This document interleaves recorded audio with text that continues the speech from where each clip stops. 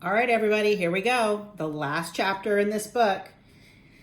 It's chapter 18, and it's called Arrival at the Long Wharf.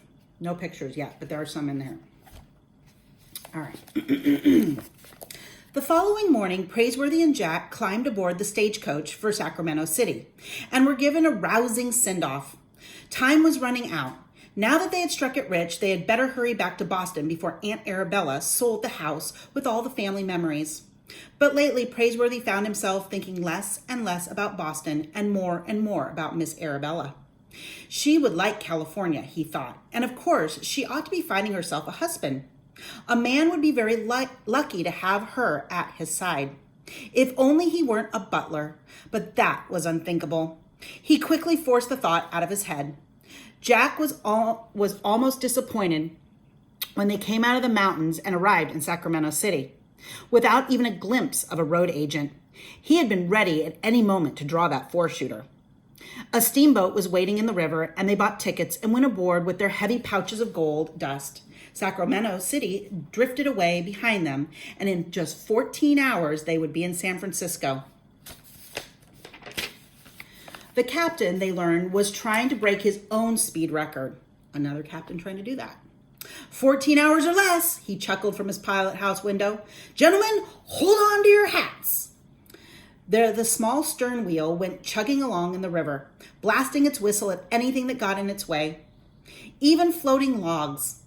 Kanka sailors kept pitching cordwood into the furnace, and on deck the passengers amused themselves watching the needle rise on the steam gauge. 45 pounds of pressure and still rising, a miner from Poverty Hill chuckled. We'll trim a 4-hour off the river record if we don't climb up on a sandbar first. Another passenger just shook his head. It seems to me that we could use a little less steam and a little more caution. Praiseworthy and Jack were weighted down with treasure. They carried the pouches of gold dust securely tied to the belts, with their revolvers bristling in the sun. Praiseworthy lit a long nine cigar, and they sat behind the jackstaff, watching every bend in the river as it approached. Fine-looking country, Praiseworthy said from time to time. Fine-looking country, Jack would agree with him. He sensed how much his partner hated having to leave the rough, untamed territory. No one in Boston would think of referring to Praiseworthy as bullwhip, and Aunt Arabella would put a stop to Jack's coffee drinking. But Boston was where they belonged. They were not the only miners aboard who were heading home. They met passengers who had abandoned their gold diggings in disgust, as poor as when they had arrived. Some standing for months in the chilled streams and picking up nothing but rheumatism. Still others, like Praiseworthy and Jack, had struck it rich, and their belts and pockets were heavy with gold pouches. The two partners slept in everything but their boots. While they awoke the next morning and went out on the deck, the sternwheeler was entering the broad blue stretches of the San Francisco Bay. The masts of hundreds of ships could be seen in the distance, clustered around the port. We might get ourselves a passage home today, said Jack. Might, said Praiseworthy. Every day counts, and we've got to reach Boston before Miss Arabella does anything foolish. The passengers were gathered around the steam gauge again, and someone called out, 58 pounds of pressure! And still rising, someone else said. At that moment, with a long wharf less than a mile away, the boiler exploded. With a roar, and the smokestack shot up in the air like an arrow.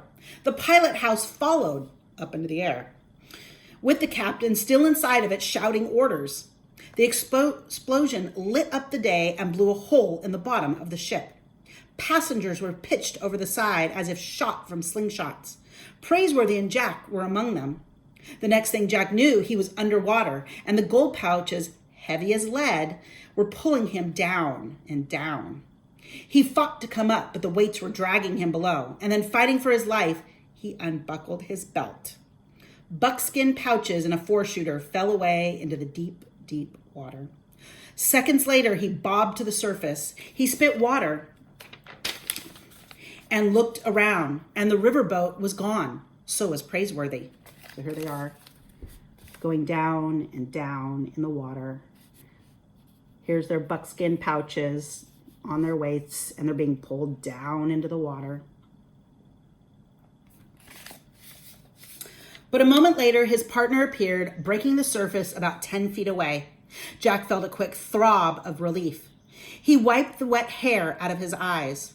"Hang on, partner," said Praiseworthy, shoving over a splintered plank of wood. "Are you all right?" "Ruination!" cried Jack. I unbuckled my belt." Praiseworthy's whiskers were running with seawater. "Think nothing of it, Jack. I had to do the same." Within 10 minutes, there were several boats alongside fishing passengers out of the bay. And when Praiseworthy and Jack landed at the long wharf, they were not only penniless, they lost all their gold, as the day they had arrived, but they were soaking wet to boot. They had struck it rich, but their fortune was somewhere down deep in the bay. "Gone forever," muttered Jack. But Praiseworthy was undaunted. "Mere bits of colored metal," he grinned. "We have our good health, damp as it may be at the moment. The captain gave us a very expensive bath, you might say." They wouldn't be returning to Boston with their pockets full of gold nuggets, but return they must. Aunt Arabella was in need of them now more than ever, and everything was sure at the home was sure to be lost. They had hardly climbed up the boat stairs to the wharf when Jack noticed the Lady Wilma was still riding at anchor, meaning she was still at the port. Excuse me. I forgot where. Okay. "Strange," said Praiseworthy. "Captain Swain had planned to sail home as soon as he could unload." "Maybe he'll let us work our passage back," said Jack. "A first-rate idea," remarked Praiseworthy. Without delaying even to dry out, they borrowed a skiff and rowed over to the Lady Wilma. Once alongside, they skipped their oars, and Praiseworthy raised his hands to his mouth. "Hello!" he called up. There came no answer. There wasn't even a sound from other ships that sat anchored nearby. It was as if they had rowed into a graveyard of sailing vessels. Finally, they climbed aboard and looked around. "The crew is gone," said Praiseworthy. "There's not a soul even on deck." "It's spooky," said Jack. Praiseworthy shouted up at the pilot house, "Captain Swain!" There was no reply, except from a cat sunning himself on a rotting piece of canvas. Soon another cat appeared from the hatch, and when Jack looked up, he saw a cat walking along one of the yardarms. "There's nothing here but cats," Jack said. "Those cats from Peru." "And they appear to have multiplied," Praiseworthy nodded. They were searching through the ship, and everywhere they looked were Peruvian cats and Peruvian kittens. They peered into the holds and saw the cargo was still there, waiting to be unloaded, and rats had gnawed into the barrels of smoked fish, and the cats had fattened themselves on the rats and the fish. "What has happened here?" Praiseworthy mused. "It looks like Captain Swain had simply abandoned his ship." He scratched through his whiskers. "I guess he left it all to the cats." A yellow kitten was winding itself around Jack's legs, and he picked it up. This morning they had had pockets full of gold dust and nuggets. Now they couldn't pay their fare home. He wondered how they would ever get back to Aunt Arabella and Constance and Sarah. "Strange," said Praiseworthy again. They returned to the skiff, and Jack put the kitten in his shirt. They tied up at the long wharf and walked out into town and tried to find Captain Swain. Instead, they found Mr. Azaria Jones, the Yankee trader. He was standing outside an auction tent beside a barrel of free pickles. "Confound it," he said with a hearty laugh. "I recognize you boys. But is that you behind the whiskers and the red miner shirt, Praiseworthy?" "It's me," said Praiseworthy. "Help yourself to pickles. I've become an auctioneer. I've had bad luck. You have had good luck in the diggings?" "You might say so," said Praiseworthy. "Help yourself to the pickles. You look hungry." "Thank you, sir," said Jack. "I am." "What happened to Captain Swain and the Lady Wilma?" asked Praiseworthy. "The same thing that happens to almost every other ship that comes in here with gold fever. His crew ran off to the diggings. Why, there were more than 200 ships out there rotting at anchor. Deserted. Captain Swain couldn't even hire enough men to unload the cargo. Finally, he just gave up in disgust and got himself a passage home. Have a pickle." "Is Dr. Buckbee still in San Francisco?" asked Praiseworthy. He tried a pickle. "Not him. He got over his fever and he gave up on the gold map of his. I heard he was a horse doctoring somewhere up the river. Doing fine, too. Me, I've been doing fine as if rats don't put me out of this cheap John business. Town is full of rats." Why, a man can hardly stand still at night without something beginning to gnaw on his feet. Blame it, I just got hold of some flour from Chile, and the rats are stealing me blind. Rats, said Praiseworthy. Did you say rats? Said Jack. Mr. Azaria Jones nodded. I auctioned off a cat yesterday for $15. Cats, said Praiseworthy. Did you say cats? Remarked Jack, pulling the kitten out of his shirt. Mr. Azaria Jones clutched that kitten as if it were a nugget of gold. Praiseworthy gave Jack a wink and looked at Mr. Azaria Jones squarely in the eye. Why, I can safely say that Jack and I can supply you with an unlimited supply of ratting cats. Just provide us with a couple of bags and we will be back. But the cat auction drew such a crowd that the street was almost blocked. Every storekeeper needed a ratter, and the bidding was spirited. Midway through the auction, the signal on Telegraph Hill announced the arrival of a sailing vessel, but hardly a soul even left the auction. By late afternoon, Praiseworthy and Jack had a clink of gold pieces in their pockets. Their share of the cat money ran to almost $400. They wandered along the long wharf to see about the passage home. The sailing vessel had dropped anchor, and now passengers were coming ashore. Suddenly Jack stopped. He saw a young girl in a dark traveling dress that reminded him of his sister Sarah. Beside her was a taller girl who reminded him of his sister Constance. Beside them was a woman in a straw hat and green eyes who looked exactly like Aunt Arabella. It was Aunt Arabella. Jack could barely believe his eyes, and then he realized that even Praiseworthy had stopped in his tracks. But the woman and two girls passed by them as if they were total strangers. Sarah! Jack called out. The smaller girl turned. Constance! Jack exclaimed. The other girl turned. Miss Arabella! Said Praiseworthy. The woman turned, and then suddenly, despite the disguise of jackboots and the rough red miner's shirts and the slouch hats, she recognized her nephew and the butler who had left Boston so many months before. Jack! Jack, dear! Cried Aunt Arabella. There was a shout of joy as they rushed towards each other, and Jack was engulfed in arms. Praiseworthy stood at a slight distance behind. And then, wiping his eyes with his handkerchief, Aunt Arabella straightened and smiled and said, Hello, Praiseworthy. Hello, Miss Arabella. You're so changed, both of you, she said. Yes, miss. I'm delighted to see you, Praiseworthy. I'm astonished to see you, Miss Arabella, and Miss Constance and Miss Sarah. Suddenly, they were all talking at once. We sold our old house, said Constance. Soon as we could, said Sarah. It was so big and full of musty old memories, Aunt Arabella said, smiling now. When we discovered Jack's note and the tea service, and the two of you were running away to California, the girls and I, we couldn't wait to follow you. It was a time to rid ourselves of that house, of the past. It's like being free of a curse. Let me look at you. Did you find gold? Sarah blurted out. Plenty of it, Jack said proudly, and I drink coffee now. Coffee? Exclaimed Constance. They call me Jamocha Jack in the diggings.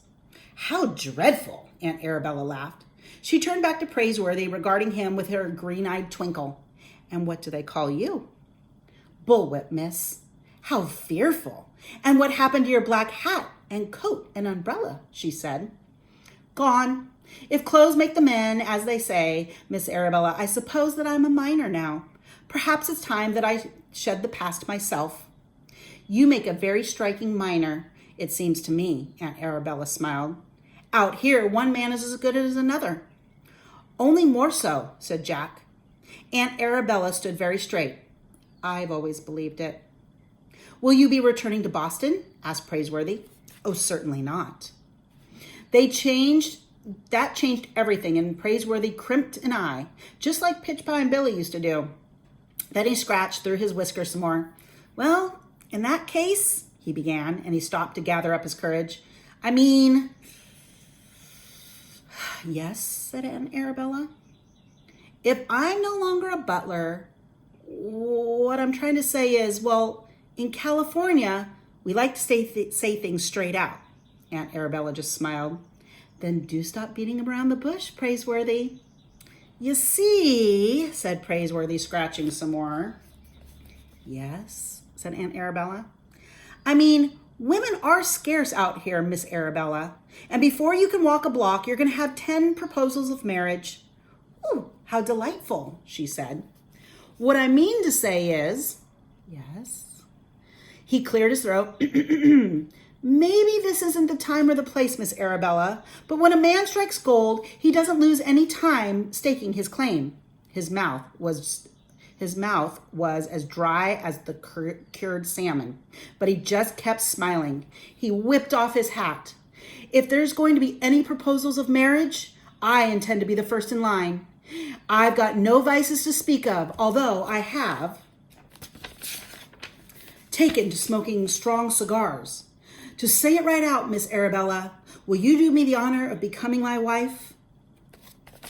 And here's Praiseworthy talking to Miss Arabella. There's the kids in the background watching everything that's going on.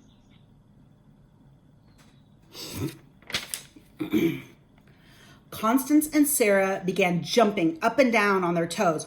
Oh, do, Aunt Arabella. Oh, do. We know you gave him your picture a long time ago. He carries it in his shirt pocket, Jack exclaimed. Aunt Arabella was smiling through a wet sparkle in her eyes. Marry you? Why, of course. I thought you'd never ask. By the great horn spoon, Praiseworthy gasped, and Jack had never seen him so flustered. He stared, and Constance stared, and Sarah stared. Suddenly, Praiseworthy gave the three of them a grin. Youngsters, if you don't stop staring, I'm going to take a hairbrush to you. Jack was delighted to hear it. He went on gaping, and so did Constance, and so did Sarah. Aunt Arabella held her straw hat against a gust of wind. Then we'll be going back to the goldfields with you, won't we? Oh, it's no place for women and children, said Praiseworthy. We'll make it a place for women and children, she said. We could build a cabin, said Jack, like Quartz Jackson. Perhaps we could do that, Praiseworthy said. On some hill between sound of the river, he thought. Why, he might even bring along a law book. He could read it at night. The diggings could use some good law, and a man had to think of making a future. Praiseworthy put Aunt Arabella's hand into the crook of his arm, and they started to walk up the long wharf. They looked very much like a family, and they felt like a family, because they were a family.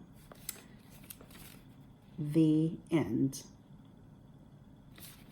All right. I hope you enjoyed that book.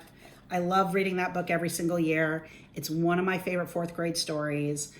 It's got everything. It's got the comedy, it's got the romance and the drama and the bad guys and the good guys, and just, it's so fun. It's got adventure. So I hope you enjoyed it as much as I enjoyed reading it to you. I miss you all so much. Bye.